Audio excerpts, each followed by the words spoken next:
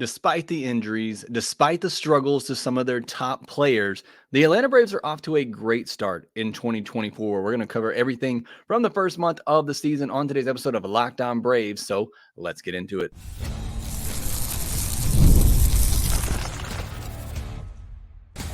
You are Locked On Braves, your daily Atlanta Braves podcast, part of the Locked On Podcast Network, your team every day. Hey, and welcome back to Locked On Braves, part of Locked On Sports Atlanta, where we cover your favorite Atlanta sports teams each and every day. I am your host, Jake Mastriani. You can follow me on social media at shortstopofall. Also, make sure you check out the podcast there at LockedOn_Braves. Send in any questions, comments, or feedback that you have for the podcast. If you're new and watching on YouTube, hit that subscribe button. Up over 10,000 subscribers there on YouTube. Hit that thumbs up button as well. You're listening on the audio version. Please leave me a 5-star review, Apple, Spotify, wherever you get Locked On Braves. Thank you so much for your support. If you're an everydayer, let me know down in the comments section below. I got a lot of everydayers to shout out right now, so bear with me here. But we got Kristen, Angelica, James Lewis, who was at the game on Wednesday and says he's going to help get the offense going, so looking forward to that.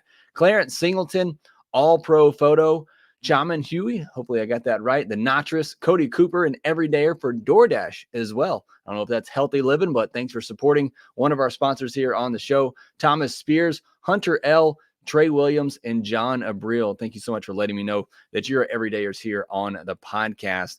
On today's episode, we're going to talk about Tuesday's game. I don't really want to say too much about it, but we will. But then we mostly want to go over what's happened in the first month of the season for the Atlanta Braves and take a look around the league as well. Before we do all that, though, this episode is brought to you by PrizePicks, the easiest and most exciting way to play daily fantasy sports. Go to prizepicks.com/LockedOnMLB and use code, all lowercase, LockedOnMLB for a first deposit match up to $100. Tuesday's night, a 3-2 loss, another one-run loss in Seattle, another just excruciating loss where we are staying up late here. At least I'm in the central time zone, but I know a lot of you in the eastern time zone, even later than me, waiting up, watching that game, hoping that the Braves were going to have a comeback in them, and they fell just short. It is the first time all year that they have had back-to-back losses, just their second series loss of the year. So, when you're not losing a bunch of series, you're not going to have a lot of back-to-back losses, but just kind of crazy. First month of the season, they only lost back-to-back games once, and here we are completely panicking, obviously, about this Braves team. I want to start doing something a little bit different when I am recapping games. Obviously, for the majority of the season, me and Grant are going to do recaps on the postcast, and I'll just kind of give you my highlights. So I want to start giving you my 3 biggest plays, moments of the game that I really think changed things around.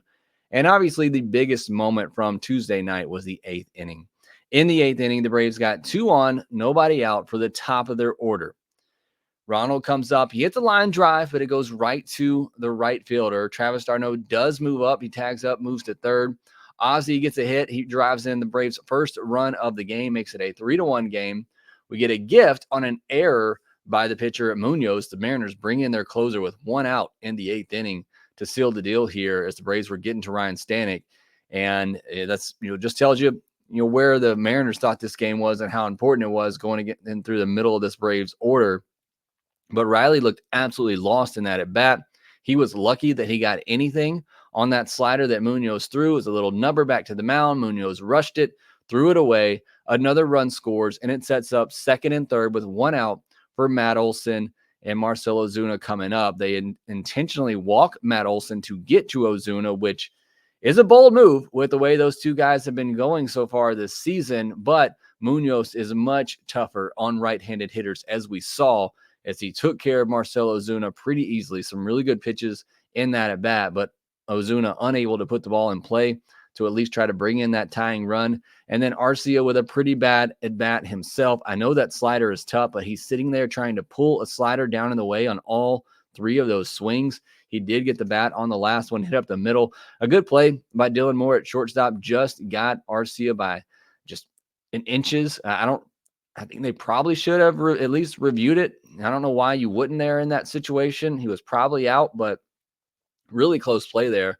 I thought the Mariners' infield defense made a couple of good plays in this game. Polanco in particular, I know, made at least 2 good plays against the Braves. But that was the end of that threat in the 8th inning. It felt like that was your chance. If you were going to tie up the game, it was really the only chance this Braves offense had on Tuesday night. And it was set up for the middle of their order and just couldn't get it done quite enough. They did get 3-2, though. I mean, it got them within 1, gave them a shot in the 9th inning, but you had 7, 8, 9 coming up.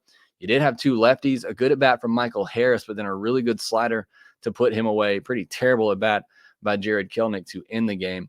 My other big moment, though, is in the 1st inning. Ozzy's on first base, as Ozzy is doing right now. He is one of the hitters that is just continuing to hit, even coming back from the injured list. But you have Ozzy on first base with Matt Olson up.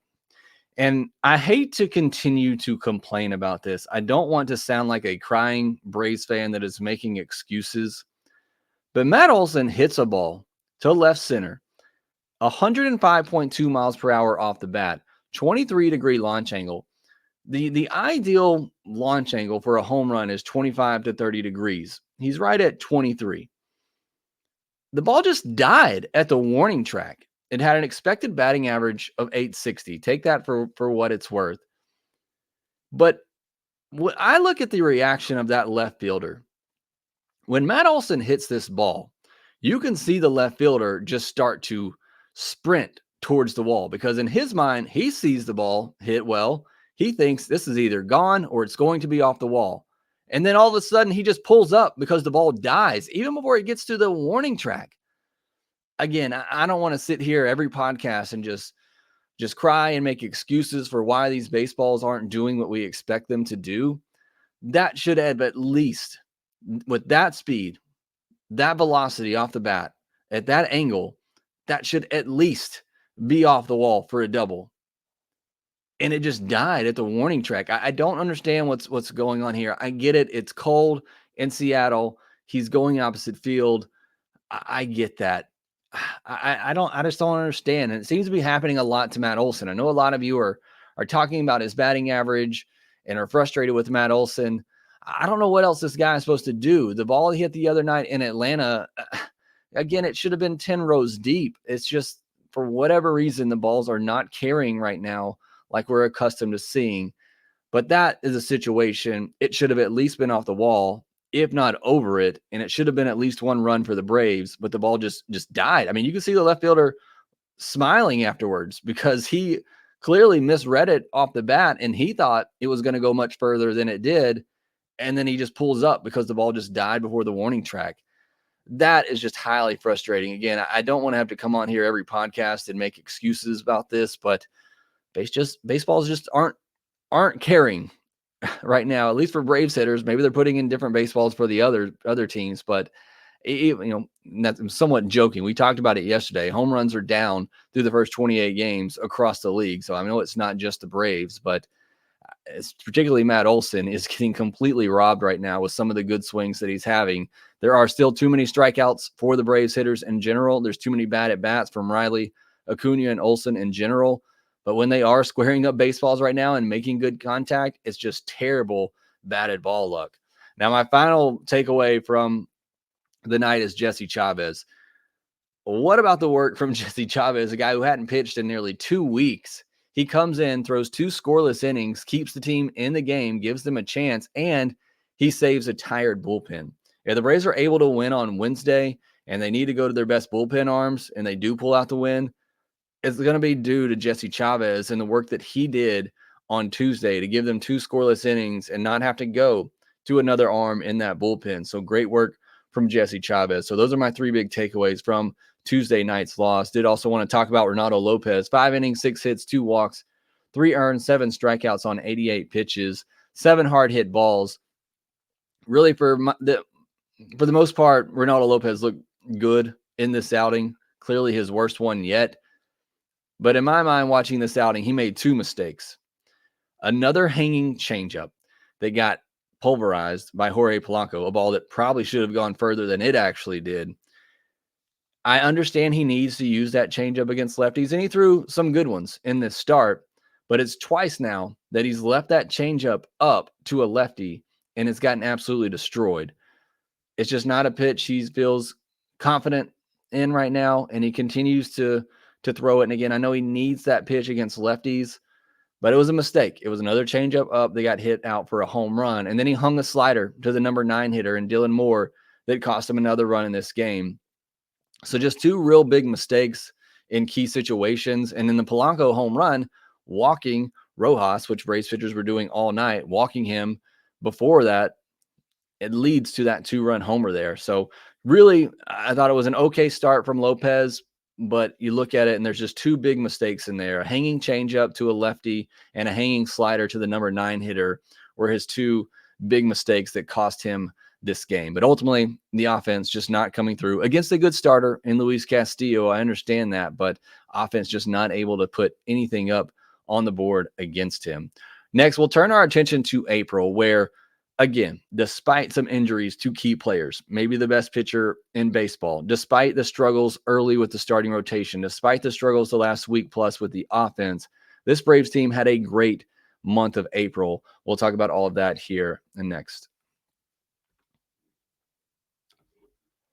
It's never too late to show your mom you love her this Mother's Day with DoorDash. Surprise mom with flowers, gadgets, and self-care essentials all in one place, delivered right to her door. Does your mom have a sweet tooth? Is she a tech enthusiast, a beauty connoisseur, or is she the outdoorsy type? No matter what she's into, you can make her smile with a fruit or flower bouquet, makeup, tech gear, workout wear, and more. Pair flowers with a gift card so she can celebrate any way she wants. Is she a bookworm? Try a bookstore gift card.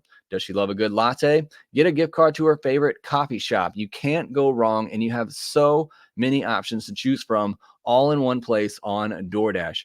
Get all your Mother's Day's gifts all in one place and get 50% off your next order up to $15 when you spend $15 plus on your next flower, convenience, grocery, or retail order now with code LOCKEDONMLB. That's code LOCKEDONMLB to get 50% off your next order of up to $15 when you spend $15 or more on DoorDash or using DoorDash today. Terms apply. Spring training is over. We're now a month into the baseball season, so don't miss out on your chance to add your favorite players from the diamond in your PrizePicks entry. Whether it's strikeouts, RBI, or first inning runs, take your pick of more or less and add them to your PrizePicks entry today. PrizePicks is America's #1 fantasy sports app with more than 3 million members. It is the easiest and most exciting way to get in on the action while you watch your favorite sports and players. You just pick more or less on 2 or more player stats and watch the winnings roll in. PrizePicks has offers, weekly promotions that lead to big payouts, and you can make your picks and your entries in 60 seconds. It is that easy with PrizePicks. All you got to do, go on the app PrizePicks, check out the MLB section there, and pick more or less on your favorite players. You can see what they have today for Chris Sale strikeouts. They have it at 7.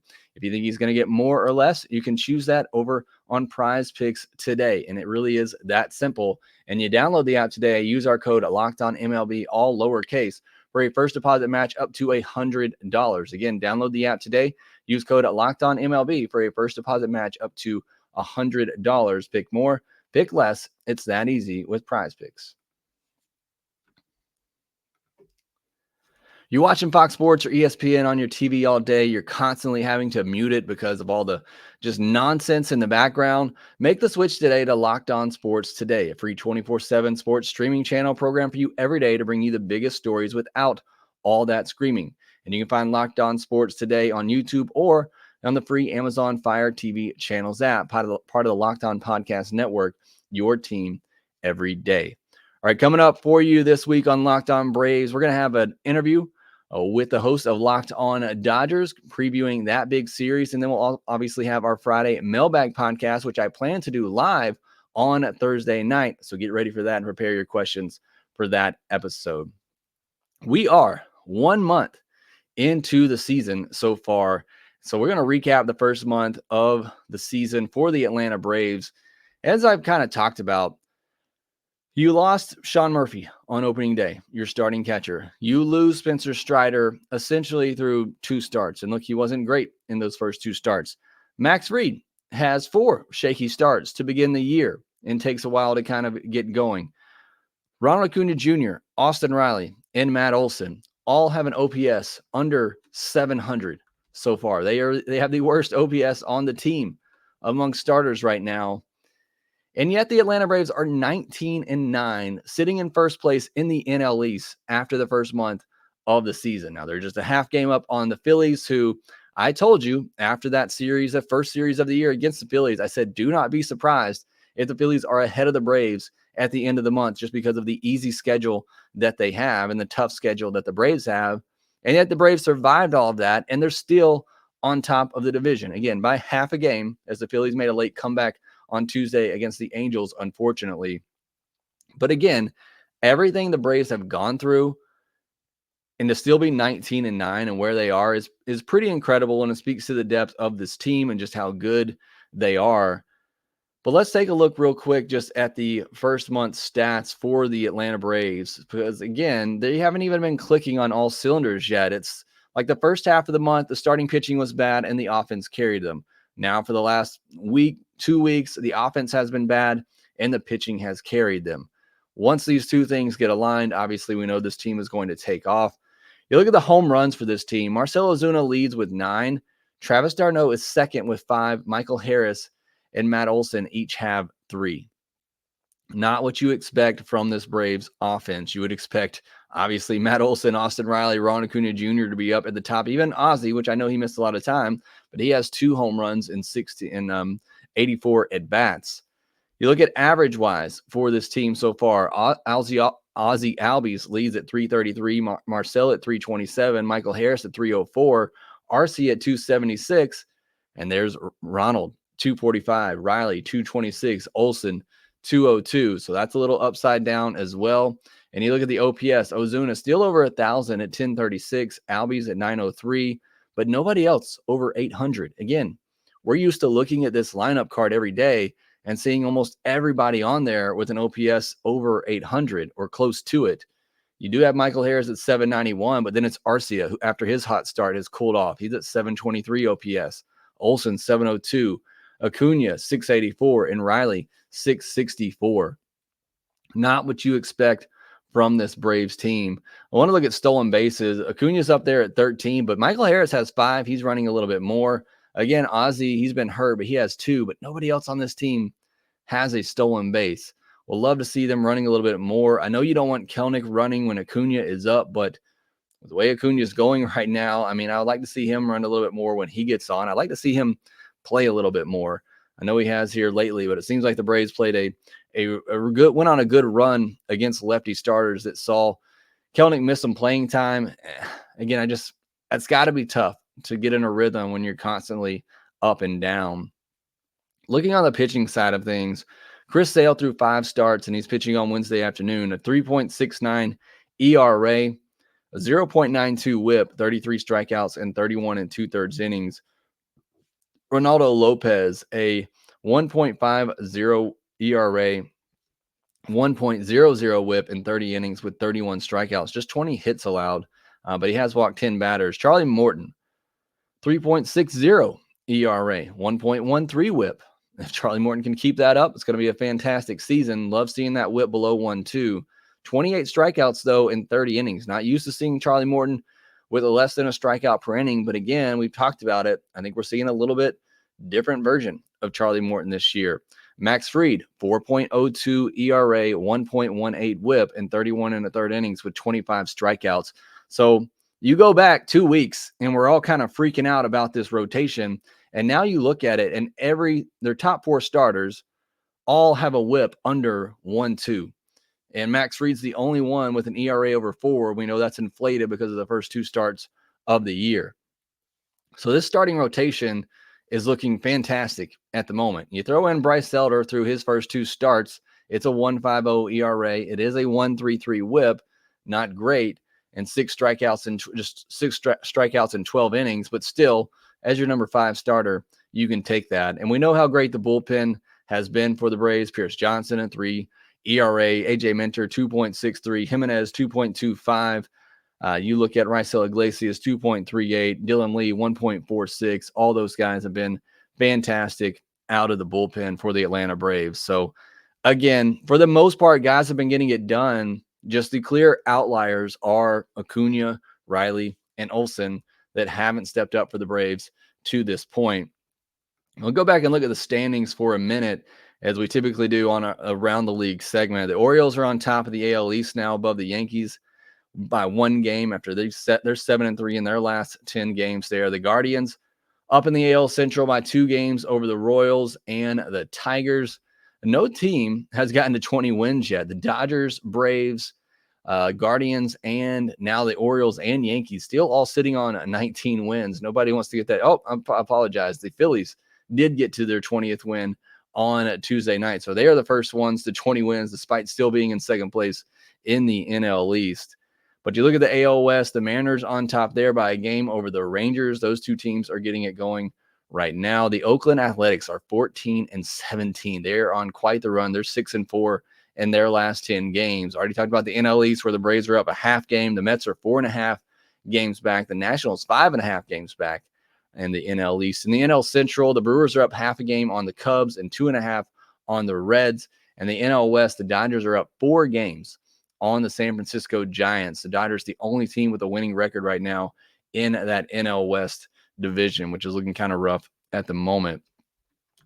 And we'll quickly look at some stats from around the league. Won't do a whole lot this week, as I mainly wanted to just talk about the first month for the Atlanta Braves and what they've been able to do. But let's look at it team-wise, where the Atlanta Braves hold up. You look at home runs, the Braves are 19th in all of baseball with 29 home runs. And with not hitting a home run on Tuesday night, they now just have 3 home runs in their last 8 games. Again, I don't know what is going on. Lack of power is certainly there across the league, but even more so for the Atlanta Braves right now. They just aren't getting the home runs at the moment. We've talked a lot about the Braves here, at least recently, struggling with strikeouts. They only have the 17th most strikeouts in all of baseball. So I know that's been kind of a recent struggle for them, but on the whole, for the month, or for the season rather, they're not really at the top of the league in terms of most strikeouts, where the Mariners are right now. We've seen that in this series. But you look at runs scored, the Braves are 5th in all of baseball in runs scored. So they've been getting it done there. They are 6th in hits. They are 2nd in doubles right now. And they've been taking a fair share amount of walks as well. So, Braves have done everything for the most part this season, of what we would expect from them. They're 2nd in average. They're 2nd in OPS. They're 3rd in slugging. And they're 2nd in OPS behind the Dodgers. So, again, I know it's been a rough go of things offensively the last week or so for this Braves team, but on the whole, their numbers are about where we would expect them to be. You look at ERA for the Braves, they're now top 10. They're 9th in ERA.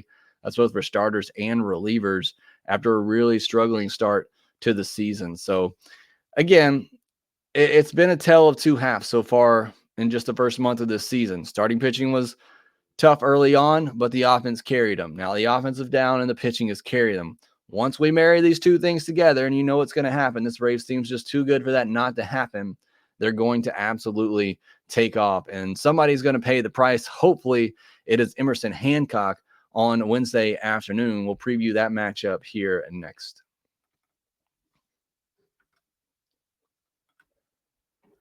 We've all been there, either as a player or a fan. It's halftime and the scoreboard's not looking too good. You're feeling low, not sure if your team can pull out the win, kind of like we felt with the Braves those last 2 nights. That's when you got to dig deep, lift your head up, and say to yourself, time to get back in the game. Pull off some bank heist and take as much of your friends' money as you possibly can. That's right. I'm talking about the smash hit mobile game, Monopoly Go, who a lot of you have let me know in the comment section how much you enjoy this game, and I really appreciate it. And if you enjoy Monopoly Go, continue to let me know down in the comment section below. But if you don't know about this game, it's a chance for you to compete with your friends in the iconic Monopoly game, but on your phone anytime. And it has tons of new twists, including leaderboards where you can compare your progress to your friends, play on countless dynamic Monopoly boards, make your friends bankrupt by smashing their landmarks with a wrecking ball, and charge other players rent for your iconic properties. You can even work with your friends to crack open community chests in tournaments to get extra rewards to climb the leaderboard.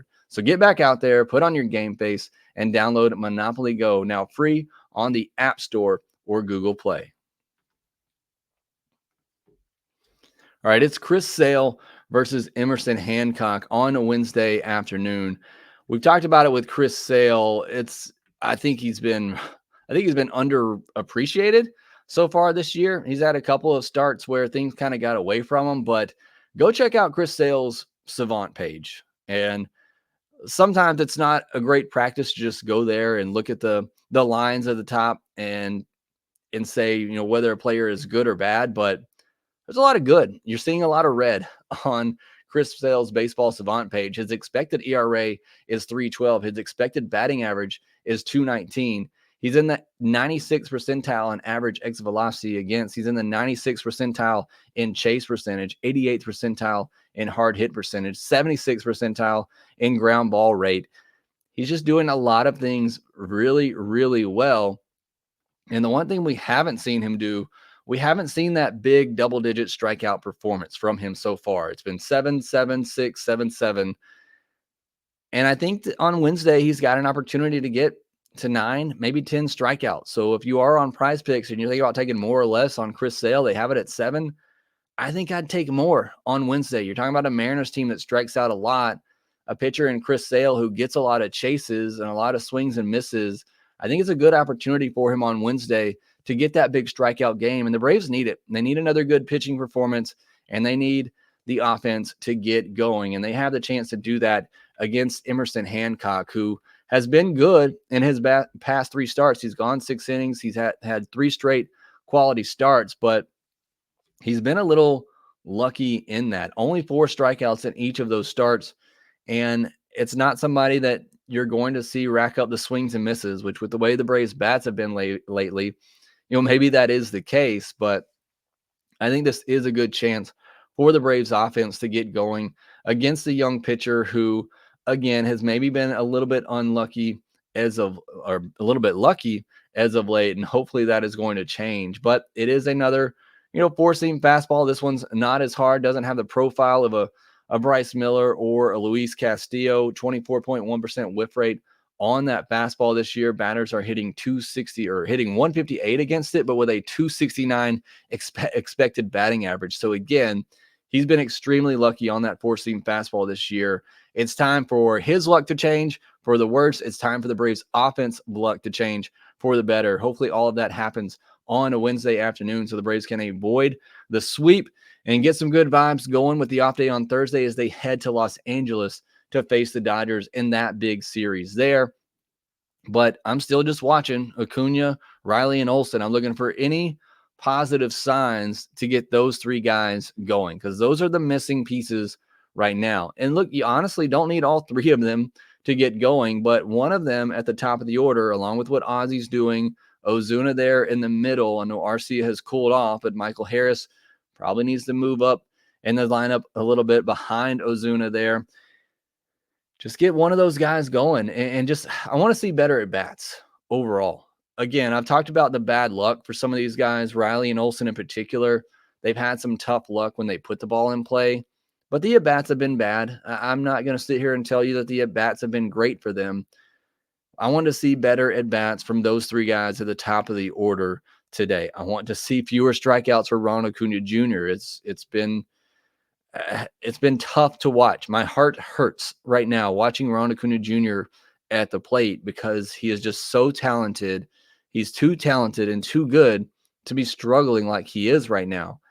And so I'm looking for those 3 guys. Can they get on track Wednesday? Can they get going before the big series against the Dodgers? And what can Chris Sale do on the mound? How many strikeouts can he get against this Mariners team? How deep in the game can he go? Those are some things that I'll be watching on Wednesday afternoon. Also, if you get to this podcast in time, Owen Murphy is pitching for Rome. That game starts at 11 Central, 12 Eastern. If you catch that and got an opportunity to do that maybe during your lunch break, you're going to want to watch that Owen Murphy start. Obviously, we'll talk about that on Miners Monday, but an afternoon chance there to see the Braves' top pitching prospect right now at the moment anyway in Owen Murphy. That will do it for this episode of Locked On Braves. Thanks so much for joining me and making it here till the end. If you did, let me know down in the comment section below. Let me know if you're an everydayer. Would love to hear from you. But I also want to remind you that Locked On's launched the first ever national sports 24/7 streaming channel on YouTube, and it's now available on Amazon Fire TV in the free Fire TV channels app. Again, tomorrow on Thursday, we're going to have a couple podcasts coming your way. We're going to have my interview with Locked On Dodgers, and we're going to have a live mailbag podcast Thursday night. So be ready for those 2 episodes coming your way on Thursday before the big series against the Dodgers this upcoming weekend, where me and Grant will have you covered on the postcast. But that will do it for this episode of Locked On Braves. Make sure you follow us on YouTube, subscribe there, hit the thumbs up button. Follow us on social media at shortstopball and at @LockedOn_Braves. Make sure that you rate, review, and subscribe to the Locked On Braves podcast wherever you get your podcast, and we will talk to you next time.